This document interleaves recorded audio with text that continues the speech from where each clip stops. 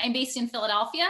I am a parent of a young college student, but went 13 years with my child in the Philadelphia public schools, which has sort of been an epicenter of privatization interests, for our entire time in the school district, as a large urban school district serving a predominantly Black and poor student body. So that's sort of my perspective. And I actually came into my current work as an independent researcher. I'm an unpaid researcher. I'm really doing this simply as a parent and someone in the interest of a better society, hopefully, to give people information to make informed decisions. I got involved in issues around standardized testing that was connected to school closures here in 2013.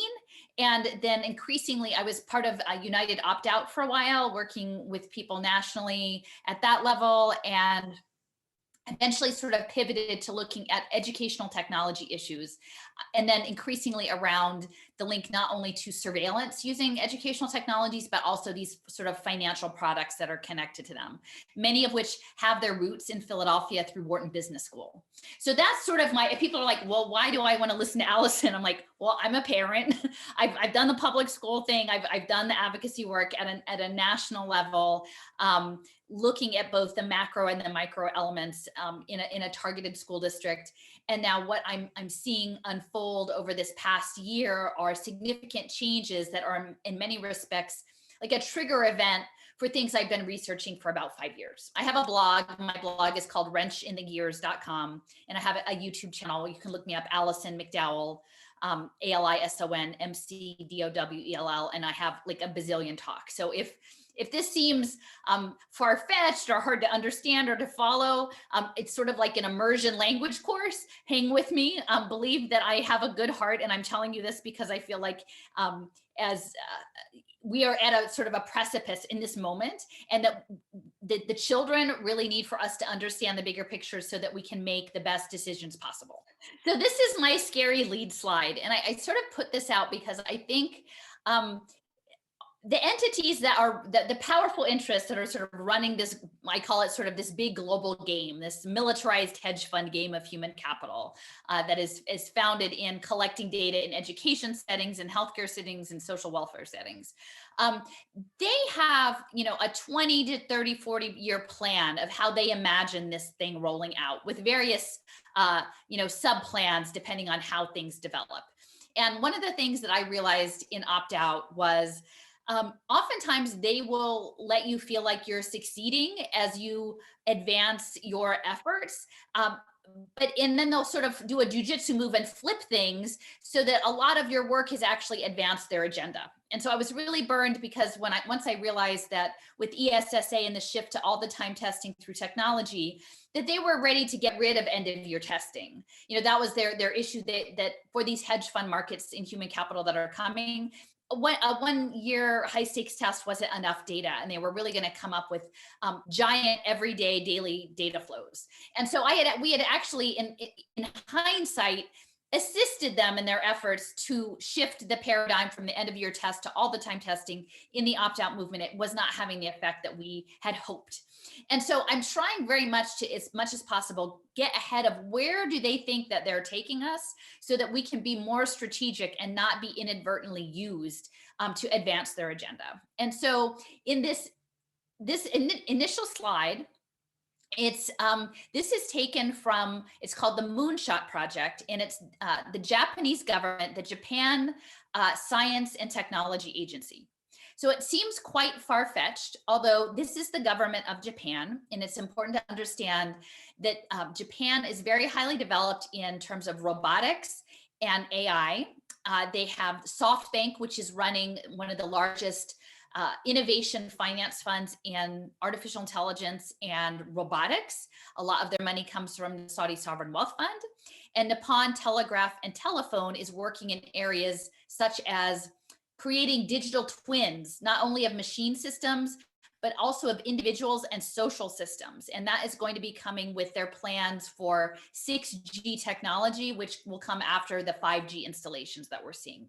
So they're jumping ahead. And this was a program that was a conference in December of 2019 I was in touch with some teachers in Tokyo who were teaching at an international school there, who said, you really have to look at this report.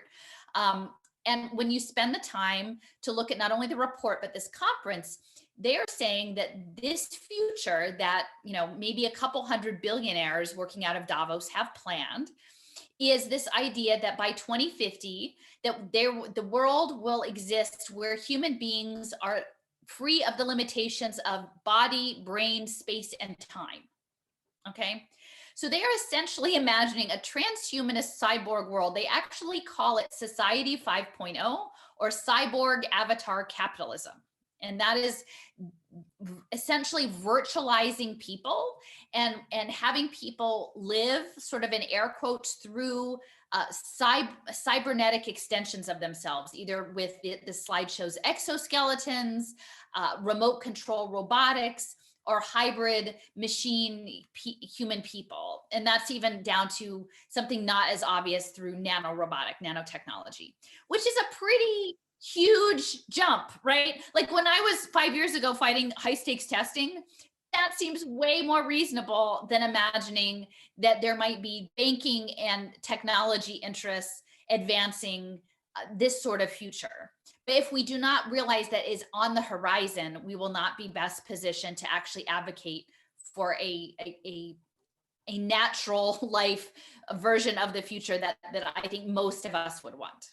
So in this Web 3.0 that they're developing, augmented reality, virtual reality, mixed reality, they call it the spatial web, is imagining the physical environment, both in your home and in the exterior world, would be layered with information, technology, permissions, and that all of your interactions, both with people in the world and physical objects in the world, would start to be captured and used to profile and predict your behaviors. And so again, yes, people need to be looking, if you're not familiar with the Great Reset or the Fourth Industrial Revolution, Davos, which are, the most influential corporate interests, military interests, academic interests, meet annually in Davos in January, every January.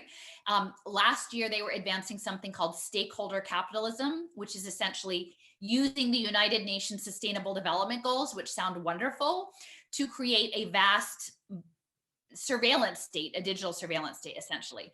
And then to advance this vision, which again, the fourth industrial revolution is centered on artificial intelligence, Internet of Things sensors, quantum computing, synthetic biology, including nanorobotics, the 5G and later 6G sensors, and I don't know if I said AI and quantum computing, but everything sort of big and fast and synthetic and cybernetic, the cyber physical that the bottom of this slide, it talks about augmented creatures, not only humans, but animals and plants, and fully artificial ones within these physical cyber environments.